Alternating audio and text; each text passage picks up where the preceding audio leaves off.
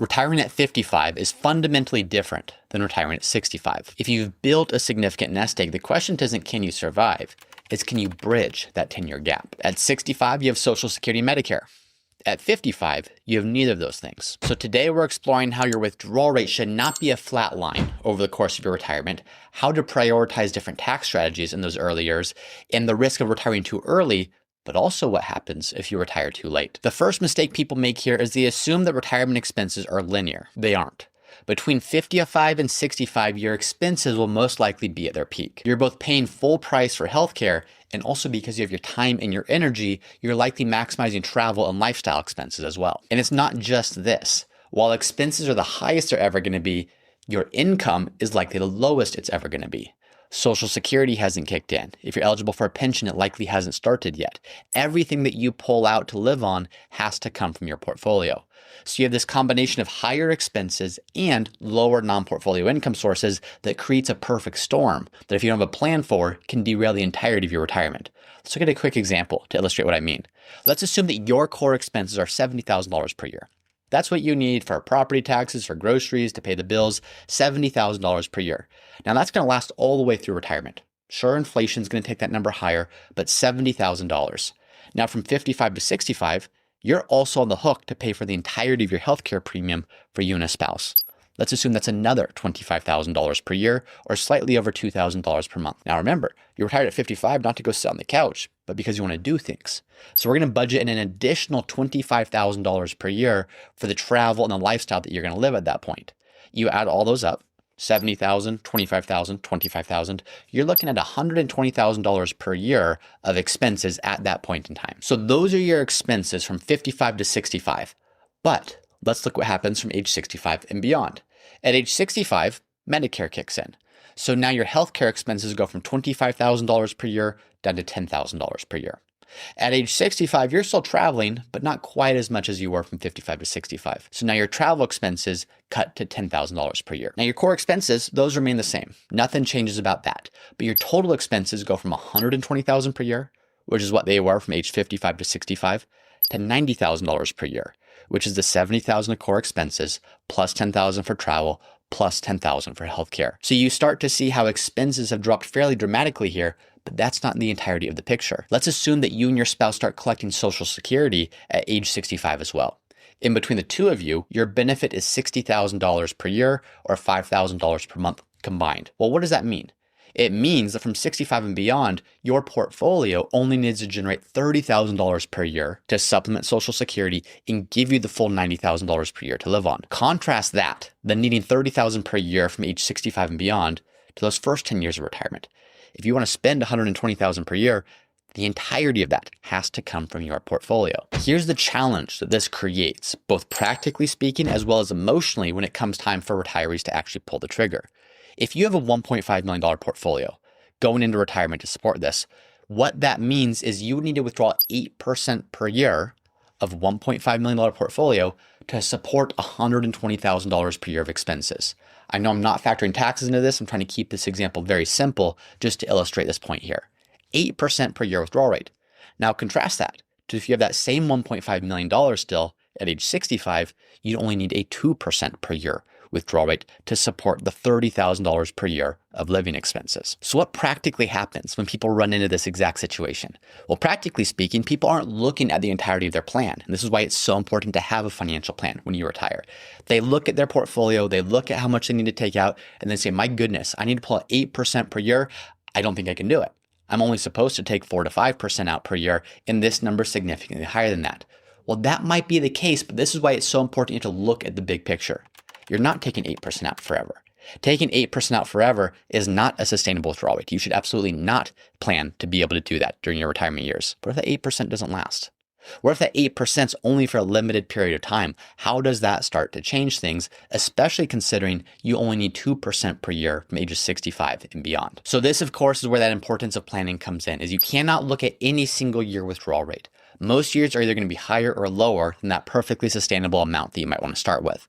But understand the big picture.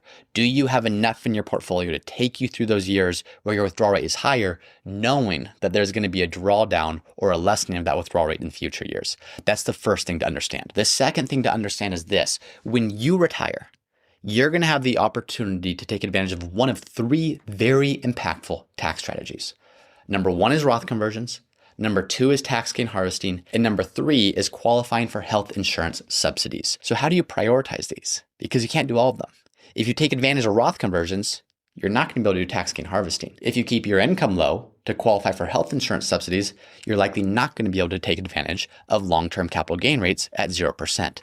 So which do you prioritize? Well, it very much depends on the makeup of your assets. If all of your assets or the majority of your assets are in non-retirement accounts, you probably don't need to prioritize Roth conversions. Roth conversions are typically the thing you're going to prioritize when you take a look down the road and your future tax bill is projected to be much higher than it is today because of required minimum distributions. If you just keep letting your IRA balloon and keep growing, the required distributions might push you to a tax bracket you don't want to be in. If you don't have much in your IRA, no need to prioritize that. What if all of your money is in an IRA or the majority is in an IRA? Well, that is probably a thing that you're going to want to prioritize because of those same required minimum distributions. But also keep in mind, tax gain harvesting. That's a concept of understanding that at the federal level, there are long-term capital gain rates for investments that you've owned for over 1 year. Those capital gain rates are either 0%, 15%, or 20%. Obviously, if we can take advantage of the 0% tax rate, that's exactly what we want to do. So there's a threshold. And if you don't realize gains, or if you don't have total taxable income above that threshold, any gains that you realize are completely tax-free at the federal level.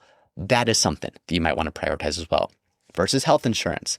We already talked about the fact that health insurance is going to be one of the biggest expenses you have between 55 and 65. So are there things you can do to keep that expense minimal by keeping your taxable income levels under certain thresholds? So you're not going to be able to do all three every single year, but understanding which to prioritize and in which years could be the difference in tens or hundreds of thousands of extra dollars added to your plan over the course of your lifetime. Now, the last point I want to make about this is probably the most important point, is sometimes people get so obsessed with what we just talked about. What is my withdrawal rate going to be? How do I protect against sequence or return risk? How do I optimize my taxes? Those are all very good things to do. But here's a problem. When that becomes the entirety of your focus, you keep telling yourself, well, I'll work one more year. I'm not going to retire at 55. Maybe it's 56. You know, it's not 56, it's probably 57. You know what, I'm already close to 58. Let's just work one more year. And by the time you do that, you're doing that because it's making the financial side of the equation look much better. But here's what you're missing. You're missing out on some of the best, highest quality, high energy years of your life. By continuing to push that back because the financial side of things has to do so, what's it costing you on the personal side? In fact, the only side that actually matters at the end of the day. Your go-go years are typically thought of as your years up until age 70. It's when you have your time, your energy, your faculties to be able to fully enjoy what life has to offer. So what happens when you don't retire at 55 because you're too afraid to and instead you retire at 65?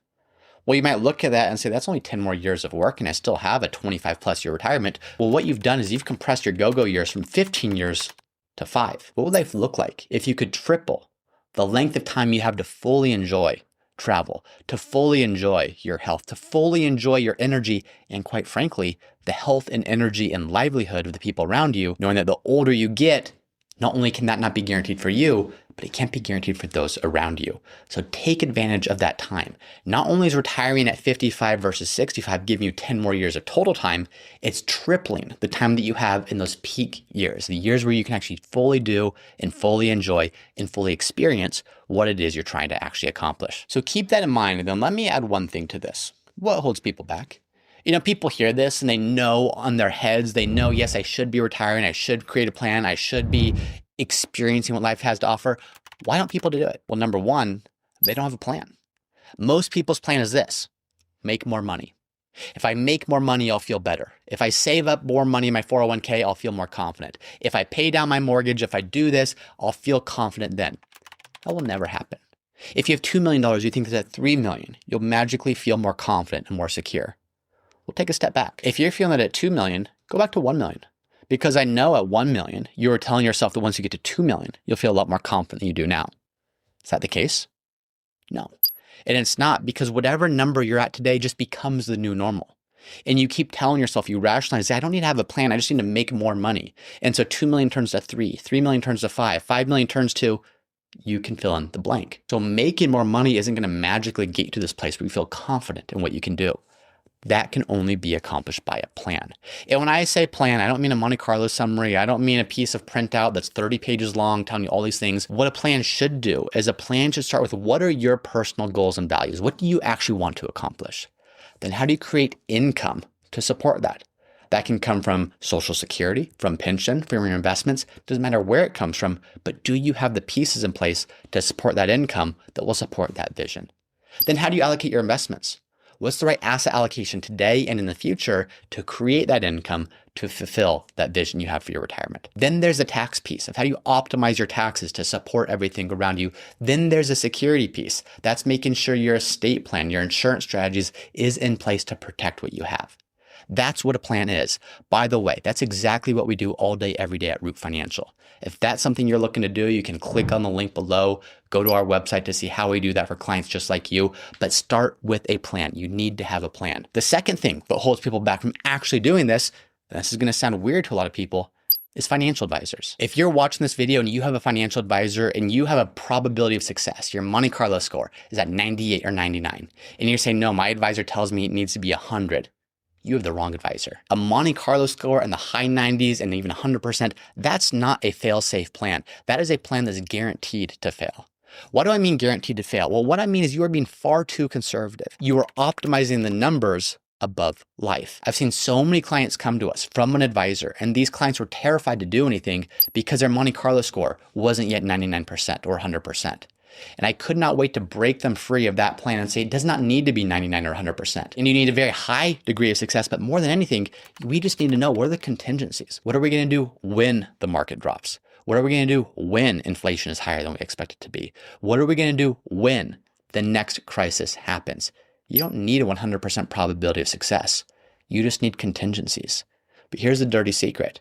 Too many advisors push their clients to keep working, to keep saving, to keep growing that Monte Carlo score, because doing so is directly impacting the advisor's compensation. Of course, an advisor wants you to do that. They get to retain more assets. They get to charge more fees. You're not spending what you actually worked for. That is not how it should work. If your advisor does not have the same philosophy that you have, if you want to get the most out of life with your money, not just accumulate money until you die, you need to make sure you're finding a new advisor. Whether you're doing that on your own or you're working with someone else, unfortunately, one of the biggest things preventing people from actually enjoying their money, from making this decision, from making this jump when they want to, is an advisor that's telling them they should work one more year. An advisor that's telling them they should save a little bit more.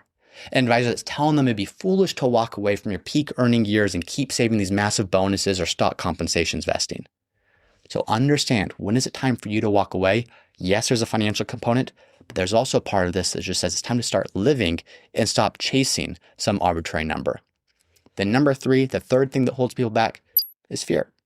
This can be a scary thing to do. Fear is not a bad thing. I want you to feel fear, but I want you to feel a healthy fear. So what's a healthy fear? It's a fear both of what you're looking at, of what if the market drops? What if something happens? What if I'm undersaved? It's a good fear to have. It means that we're going to properly plan and prepare for that. But I also need you to have this fear. What happens if I don't walk away now? What happens if I optimize the next 5 to 10 years of my life financially, fully addressing these fears, but I'm not nearly cognizant enough of the fear of these are the best years I might ever have. These are the years when I have my health, when I have my spouse, when I have my friends. None of that is guaranteed forever.